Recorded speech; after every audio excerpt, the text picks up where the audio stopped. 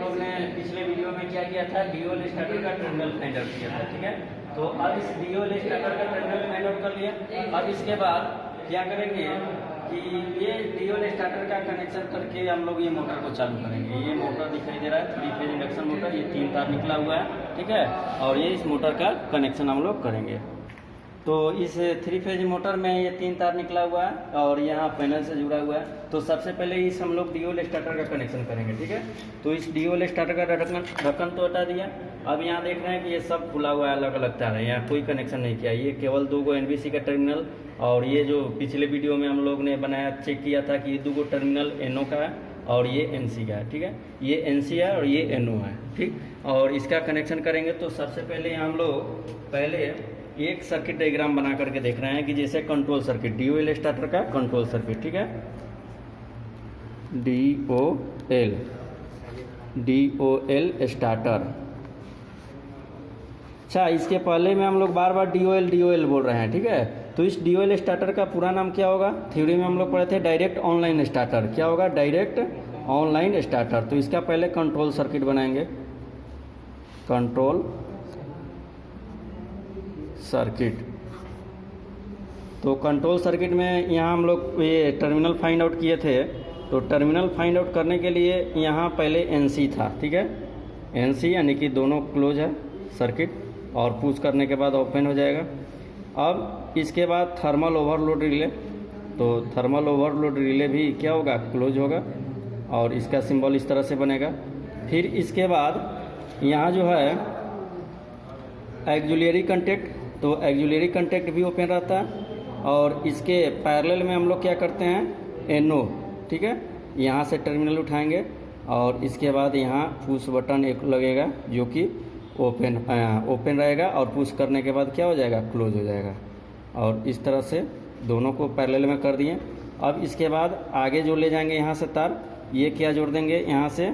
NVC का symbol इस तरह से, और यहाँ एक टर्मिनल इधर से और एक टर्मिनल इधर से निकाल देंगे। अब यहाँ एनवीसी के ऊपर डिपेंड करेगा कि ये कितने वोल्टेज का है, ठीक है। एनवीसी जो सिंगल फेज 220 वोल्ट का है तो सिंगल फेज न्यूट्रल देंगे। ये जो 440 वोल्ट का है तो इसके लिए डबल फेज। तो डबल फेज ऐसे ज़्यादातर 3 फेज मोटर में डबल फेज से ही चलता है, तो L1 और L2। तो इस तरह से कनेक्शन करेंगे। तो यहाँ देखेंगे कि ये क्या है? एनसी, और ये क्या है? T thermal over load relay, TOLR, ठीक है। और ये क्या है? NO यानी कि ऑन पुश बटन। इसको क्या कहते हैं? On push button, push button. और ये क्या है? एक्जुलियरी, AU एक्जुलियरी कंटेक्ट, ये NVC। और ये क्या है? इसको पुश करने के बाद ऑफ हो जाएगा, ठीक है। ऑफ पुश बटन, ठीक है। इस तरह से हमने ये सर्किट देखा। अब इस सर्किट को थोड़ा सा एक बार ऐसे देख लो सीधा से, ठीक है। तो इस तरह से कनेक्शन अब हम लोग करके देखेंगे, ठीक। तो यहाँ चल रहे हैं ये डीओएल स्टार्टर के पास। तो डीओएल स्टार्टर में ये अलग अलग टर्मिनल जो हम लोग फाइंड आउट किए थे, तो अब इसका हम लोग कनेक्शन करके देखेंगे।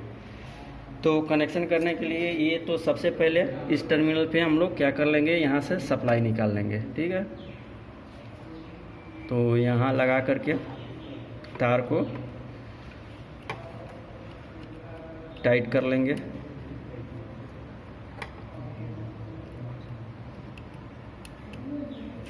लग गया, फंस गया, और फंसने के बाद इसको स्क्रू को टाइट कर लेंगे। और यहाँ से डायरेक्ट हम लोग क्या निकाल लेंगे? सप्लाई के लिए L1।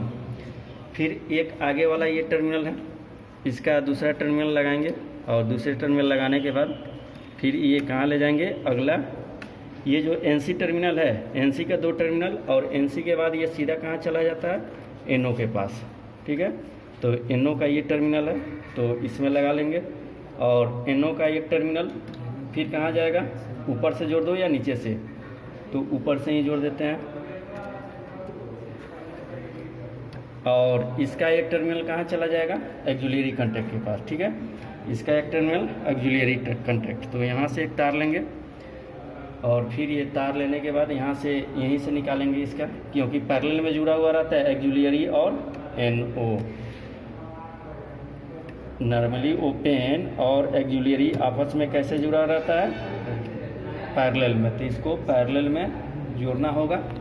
और एक टर्मिनल तो इसका जुड़ा हुआ है, इसका एक्जुलियरी का, और एक इसका जुड़ा हुआ है। और जुड़ने के बाद फिर ये कहाँ जोड़ लेंगे? इसको ये एक्जुलियरी कंट्रैक्टर में, ठीक है, ये जुड़ गया। और ये एनवीसी का टर्मिनल है, तो एनवीसी का टर्मिनल क्या लेंगे, ये इसके टर्मिनल पे, यानी कि जो एनओ का पुश बटन है यहाँ लेकर के इसको जोड़ लेंगे।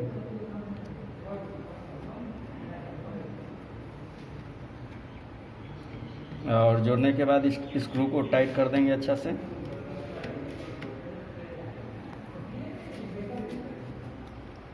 हो गया।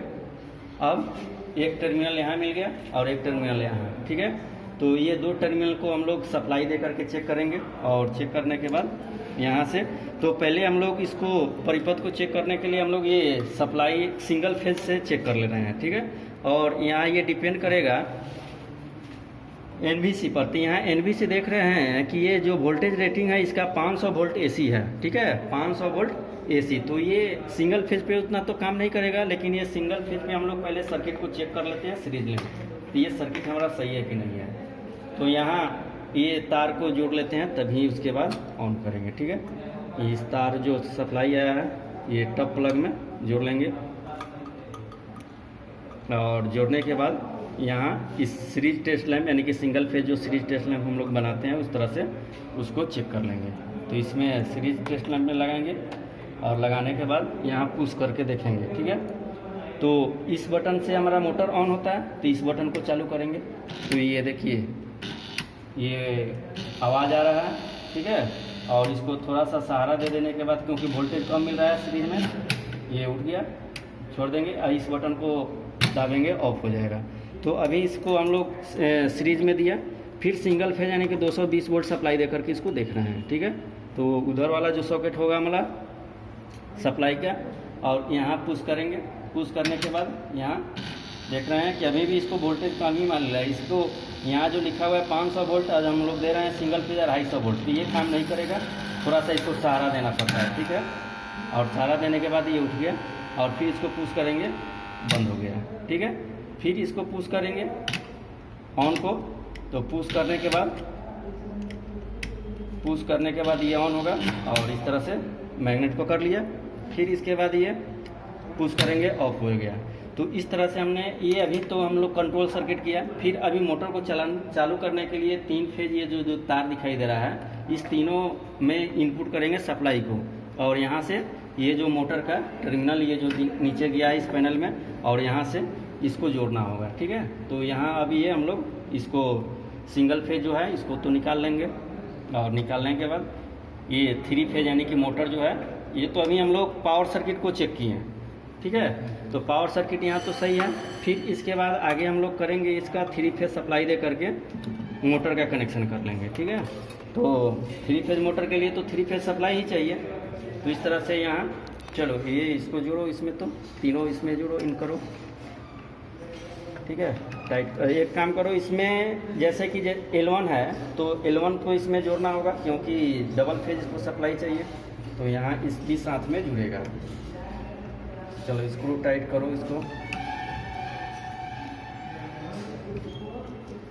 तो L1 में इसमें जोड़ दिए।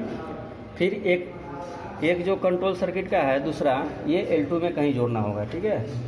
तो L2 में कहीं पीला वाला में जोड़ दो, चाहे लाल वाला में जोड़ दो। इसको स्क्रू ढीला करो।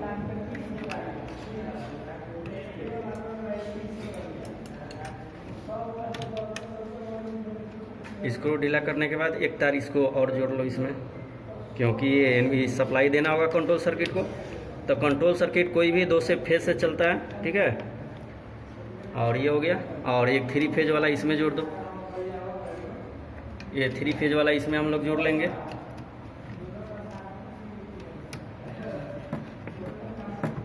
यानी कि तीनों फेज जो हम लोग का ये कंट्रैक्टर, मेन कंट्रैक्टर सप्लाई से आ गया, ठीक है। अब इसके बाद यहाँ एक ये आ गया, तो ये तो खाली है तो इसमें जोड़ देंगे, क्योंकि ये तार छोटा था इसलिए एक अलग से तार जोड़ना पड़ता, नहीं तो डायरेक्ट इसको भी हम लोग यहाँ जोड़ सकते थे। तो अब ये हम लोग का पावर इन हो गया, फिर ठीक है। अब यहाँ से पावर कंट्रैक्टर से आउट करना होगा, तो इसमें तीनों में जोड़ेंगे, ये इसमें और इसमें अलग अलग तीनों में जोड़ देंगे, ठीक है।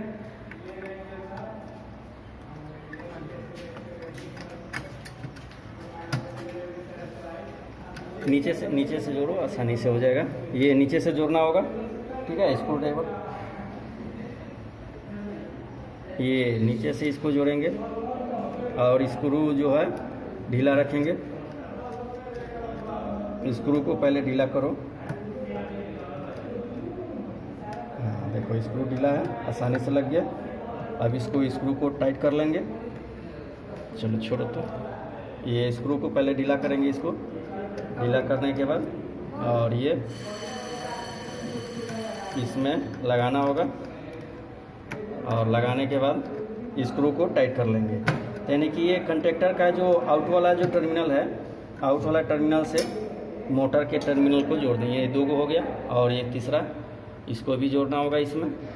तो 3 टर्मिनल जो इन वाला मेन कंटेक्टर जो होता है, इसको तीनों से बारी बारी से जोड़ देते हैं।